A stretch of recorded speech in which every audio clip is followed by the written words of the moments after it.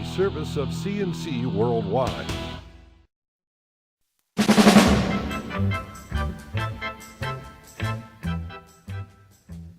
This podcast is a service of CNC News brought to you by the Greece Chamber of Commerce, providing more than 800 member companies with business solutions since 1984.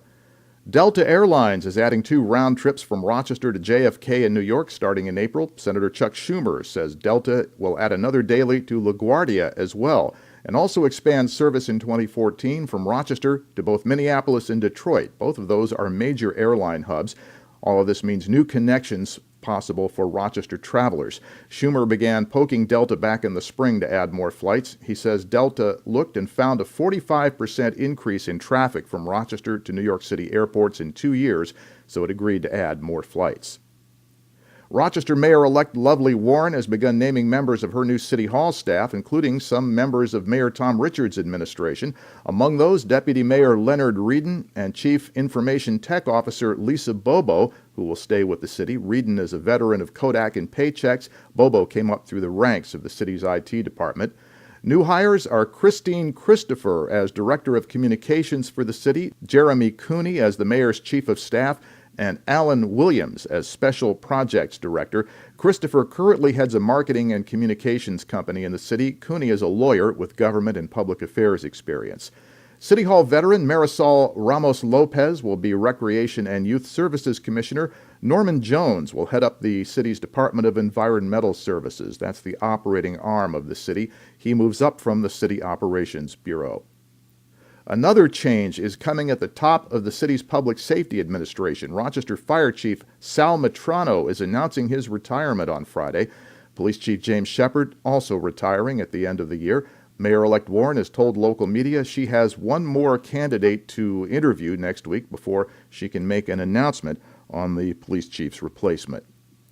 Congress has passed a bill to help the West Webster Fire Department give out the money raised for those affected by the Christmas Eve ambush nearly a year ago. A procedural glitch at the Internal Revenue Service has kept the fire department from paying out the money to the families of those killed and injured in the attack. This bill was introduced jointly by Senator Charles Schumer and Representative Louise Slaughter, and it fast-tracks approval through the IRS. There are no words that can heal the wounds that were suffered by Ted Scardino and Joe Hofstetter, and nothing we can do would ever bring back Mike Ciparini and Tomasz Kaczewski. But passing today's legislation can help to lessen their burden, hopefully to ease their pain, and to prove that even in our darkest hours, our country will be there to support our public servants, their families, and their communities in need. A memorial to the fallen firefighters will be dedicated in Webster on December 22nd. The public is invited to visit the memorial after 1 p.m. that day. Deputy Rochester Fire Chief Martin McMillan has been released from the hospital, although he still has some healing to do following a crash Black Friday morning. Chief McMillan's SUV was hit early the Friday after Thanksgiving by a fleeing vehicle being chased by police. He suffered 3 broken vertebrae and other injuries. His own crew rescued him from his overturned SUV. A Rochester man's been arrested by state police in Bath. They've charged him with rape for having sex with a person less than 17. Victor Pfund was charged with third-degree rape and endangering the welfare of a child for an incident that happened in Bath. He's being held in the Steuben County Jail.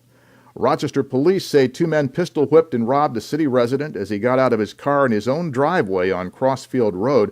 The suspects approached from behind, forced the man in his house before going through his pockets, but they apparently got scared when another car pulled into the driveway and ran off, fleeing in a waiting car.